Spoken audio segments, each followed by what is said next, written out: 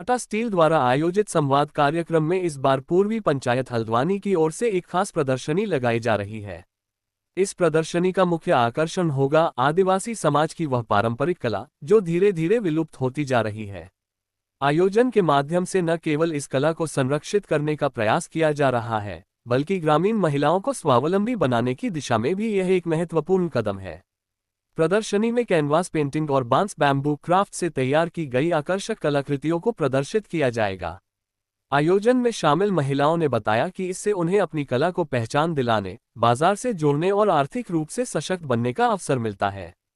पंचायत की मुखिया पानू मुर्मू ने कहा कि उनका उद्देश्य स्पष्ट है, ग्रामीण क्षेत्र की महिलाओं को आत्मनिर्भर बनाना और साथ ही उन पारंपरिक कलाओं को बचाना जो समय के साथ खोती जा रही हैं।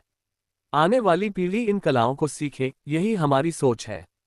उन्होंने ये भी बताया कि यह उनका दूसरी बार स्टॉल लगाया जाना है और उन्हें उम्मीद है कि इस बार उनकी कलाकृतियों को और अधिक पहचान मिलेगी। संवाद कार्यक्रम में ये पहल ग्रामीण कारीगरों और कलाकारों को एक नया मंच देने के साथ साथ परंपरागत कला संस्कृति के संरक्षण की दिशा में भी महत्वपूर्ण कदम साबित हो रही है।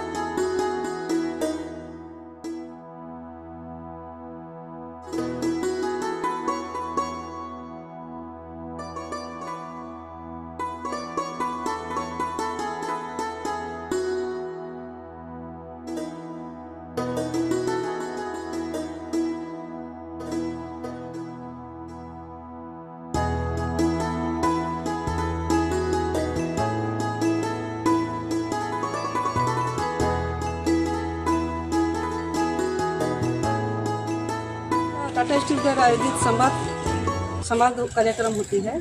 उसमें जैसा विभिन्न भारत के सभी एरिया से लोगों को स्टॉल लगाने के लिए दिया जाता है और कुछ कार्यक्रम भी होता है। तो उसी के तहत हम लोग को भी आवेदन दिए थे और स्टॉल मिला है और पिछले साल भी लगाए थे, इस साल भी हम लोग स्टॉल लगा रहे हैं।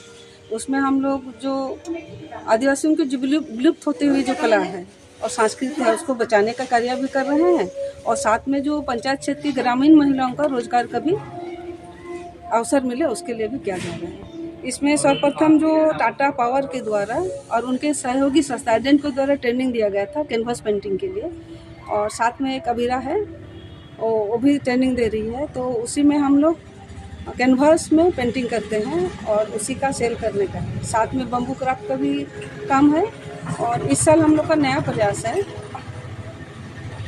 आपका सिरामिक पोट पर पेंटिंग किएगी। तो उसमें सोहरा पेंटिंग है और वर्ली पेंटिंग है और डोकरा पेंटिंग है। और इसमें बस उद्देश्य एक ही है कि ग्रामीण क्षेत्र की महिलाओं को हम लोग रोजगार दिला सकें और साथ ही साथ कला को भी बचाया जा सके और जो आने वाली जो पीढ़ियां हैं उनको भी इसके बारे में जानकारी हो सके। अपना परिचय बताइए। हाँ, मैं ग्राम पंचायत पूर्वी हल्द्वानी की मुखिया पानू मुर्मू। नमस्कार।